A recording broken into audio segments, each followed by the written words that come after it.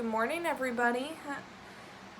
Today I'm going to read you Chapter 5 of my book, Wildmoore, Wrath of Zane. Hope you enjoy. Chapter 5, Forest Warriors Council. In the Shadowy Rock Palace, Zane paced impatiently as he waited for Maurice to return from his objective. Throughout the entire day, Zane had anticipated that someone, not from Wildmoore, had arrived, but he couldn't seem to place who it was. However, his thoughts were interrupted when Maurice returned with a shaken disposition. Zane turned to his colleague and asked, "Did you butcher the dragon?" "I attempted to, but failed because the girl wearing the light crystal stopped me before I could do anything," Maurice confessed. Zane contemplated until one thought occurred to him, and he said aloud, "The child. She has finally returned." The child? Didn't she, her mother, and aunt disappear after the massacre we caused? Maurice asked, but Zane replied, "Apparently she has returned in order to challenge me and my army." "Is her mother and aunt with her?" "No, sir. She arrived alone. But she's dressed differently, as though she has come from the human earth," Maurice informed. This intrigued Zane in the slightest. If this girl came from a different world with no knowledge of him or Wildmoore, then he'll use it to his advantage. And much like the alleged savior foretold to stop him, the rest of Wildmoore will fall.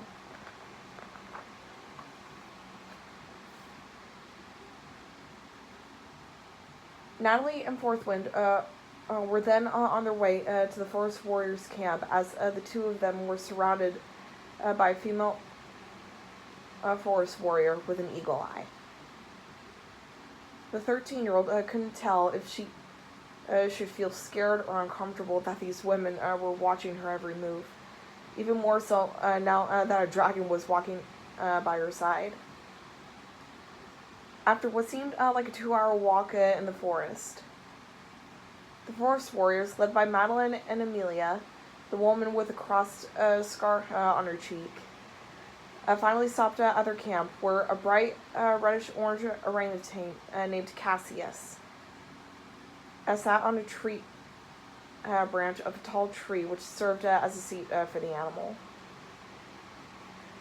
One forest warrior pushed Natalie forward towards the orangutan, while Madeline and Amelia stood in front of Forthwind so he couldn't interfere. The orangutan, with a low but gentle tone in her voice, asked, "What is your name, child?" Fidgeting with her fingers, Natalie answered, "Natalie Vero." "And why are you in Forest Grove?" Cassius asked. Natalie was hesitant to answer this, but Forthwind spoke from behind. "Forgive me for being so blunt, but she is in Forest Grove because a dark warlock tried to slaughter me while I was bounded by his net, made from dark magic. She rescued me when her necklace glowed and freed me from the net." Then Madeline added, "Then we found those two trespassing in our boundaries. And we took the necessary precautions because we are not certain if she is in league with the warlocks." Getting a bit annoyed, Natalie turned to Madeline and argued, "Lady, I didn't even know who the dark warlocks were until Forthwind told me. And besides, do I look like an evil sorcerer dressed like this and has rescued a dragon from the evil clutches of a dark warlock?" "You better be careful with what you say next," Madeline snarled, beginning to challenge the young girl. But Cassius replied, "Madeline, you must not scold the girl for being so bold to speak what her thoughts are. If I recall, you did something quite similar from when you were young." Madeline felt silent while earning some amused grins and snickers from the forest warriors, including from Amelia. Cassius then turned to Natalie and said, "Now, child, can you please tell me where you are from, if you're not from here?" Natalie thought about what she was going to say about where she was from, but all she managed to say was, "Well, I'm from somewhere very far away, but it's hard to explain it in words to make it easier for all of you to understand." Cassius climbed down from her tree and walked over ahead to the girl to get a better look at her. Cassius replied, "By the way you are dressed, it is safe to say that you are from another world beyond our own. And since you display such a particular clothing, then you pose no threat to us. She and your dragon will stay here until we find someone to help this child get home." Madeline wanted to protest, but Amelia stopped her by putting her hand on her sister's arm and shaking her head. Confused, and Natalie said, "But Forthwind doesn't belong to me. I just came in and saved him." Cassius looked at Natalie with such a gentle look in her eyes and said, "Child, he's connected to you because you both have the same mark. Roll up your right sleeve." Natalie rolled up her right sleeve to reveal her heart-shaped birthmark, which was more remarkably similar to Forthwind's mark on his neck. Cassius then replied to the girl, "You are born with a heart-shaped mark, and since it is like the one this guardian dragon has, he's spiritually linked to you and sworn to protect you from what's to come." Forthwind looked at Natalie with such shock. He secretly hoped he would find someone he'd be linked to, a human. But he never expected it to be the girl who had saved him, not to mention a girl so young. Nightfall fell in Forest Grove as the forest warriors started to make a fire, while Natalie was sitting off to the side, and Forthwind was already asleep. Natalie pulled out her journal from her book bag and flipped to the empty pages until she found a photo of herself and her mother. Natalie looked at it sadly and wondered what her mother would have done if she were ever stuck in a different world. But she also couldn't help but think what her aunt would do if she noticed she was missing. Will her aunt send out an Amber Alert after not returning home for 24 hours? These questions would give her a serious migraine, so she placed her photo back in her journal and placed it back in her book bag, until a voice said, "You have a journal, but you have never written anything in there?" Natalie looked up to see Amelia approach her. Natalie sighed and replied, "Mostly because I don't know what to write about. That's pretty much writer's block in my case." "Is that a term from where you're from?" Amelia asked curiously. Natalie nodded and moved her book back aside before Amelia said, "Then that means you are from the human Earth." Natalie looked at Amelia with a confused expression before she repeated, "Human Earth?" Amelia smiled in amusement and sat next to the girl before explaining, "It is what we all call your world because of how different it is. Mostly due to how people are dressed, say their words, and most of all, the animals there are more mundane than the ones here." Natalie found it odd for her world to be called a different name other than home, but she understood that this is how they thought. "You have to forgive my younger sister for acting the way she did towards you and your dragon. Since the attack from 13 years ago, She has been She has been guarded, and does not want any intruders coming to our camp. We have seen people die during that war, and changed us both, Amelia said. Natalie replied, hoping to understand Madeline's anger. You know, where I'm from, the reason people get angry or guarded like that is because they have been through a loss that they shouldn't have. I know this is none of my business, but did you and Madeline lose someone from the attack? Amelia had never thought someone would ask her this question. But Natalie was genuinely concerned and interested to hear more about Wildmoore's most historic war to date. And a little bit more than that. Amelia explained with a heavy heart. When I was 20 and Madeline was 19, our mother was a forest warrior and our father was a forest knight. We were all in attendance when one of our own had a child, the one destined to defeat Zane and his men.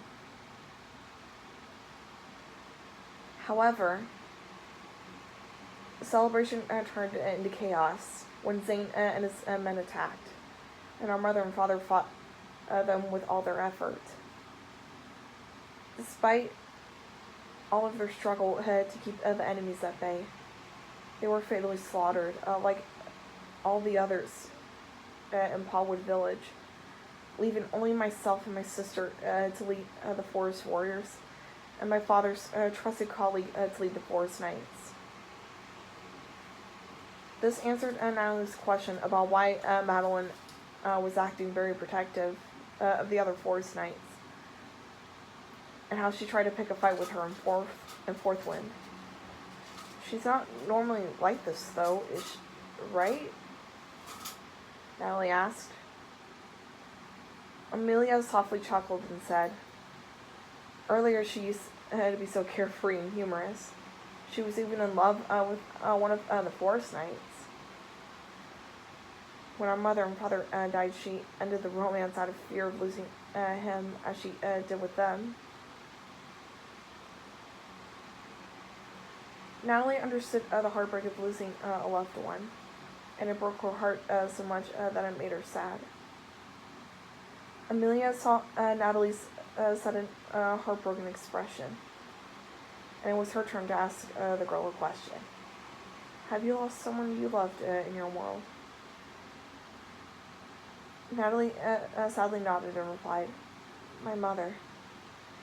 She died in a car accident when I was 5 months old. And my mother and my aunt had no use of her legs after that, so it's just me and my aunt ever since. Having to deal with every new challenge one day at a time. Curious, Amelia then asked, what about your father? Natalie let out a soft sigh and explained, I don't know who my father is. The best I can come up with is that he left my mom after he found out she was pregnant with me and just got up and ran for the hills.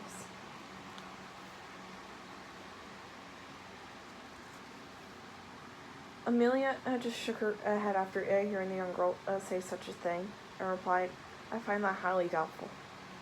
Wherever your father had gone, I am sure he loves you very much, just like your mother once did. You have to remember that there is no greater love, there is no greater power than the love people had given you, even if you can't see it. This took Natalie by surprise after Amelia gave her this advice. For a forest warrior, Amelia was very insightful. Now, rest. Tomorrow we are meeting with the Forest Knights and inform them about who you are and where you came from. Amelia said before standing up and walking over to the other women, as Natalie let out a yawn, snuggled next to Forthwind before drifting off to sleep. Forthwind opened one eye to look and see Natalie curled up next to him. He felt a warm feeling swell inside of him, as though he had never felt it before. He knew that his kind often had a natural instinct to protect their human. But with him, even after just meeting this girl, it seemed different. She was a true spirit. She was a true spirit, similar to his own. With a tired grin, Forthwind drifted back to sleep. Meanwhile, Amelia reached her sister, who had just finished preparing the fire. And Madeline, who witnessed Amelia's conversation with Natalie, replied, "You have to tell her about our past, don't you?" Amelia sighed and said, "Madeline, the girl has the right to know why you are acting the way you are. Especially after what happened to Mama and Papa." Amelia turned sharply at her sister and said, "You said we never mentioned them again after what had happened to them. Besides, our family's past is none of that girl's business due to the fact that she is an outsider. Outsider or not, she's in a world she does not recognize. And it is our duty to protect the people as well as the other animals here. So for now, she is one of the people. And with the Forest Knights coming tomorrow morning, we will have to assure them that the girl is of no threat to anyone. And you must be on your best behavior by then," Amelia advised. Madeline, despite her initial reservations about Natalie, relented and said, "Very well." "Good. Now we must rest up so we will meet up with the Forest Knights in the morning," Amelia said before heading off to a tent made with large branches and leaves woven into a fabric. Before Madeline could join her sister, she looked back at Natalie, who was fast asleep near Forthwind. Madeline can easily see why her sister would mention their past to this girl, but still wasn't so sure if she could trust the girl, especially after coming from human Earth. However, if her sister could trust her, then she might have to as well. Okay, that's chapter 5. Stay tuned for chapter 6. Thanks for watching. Have a good morning, guys. Bye.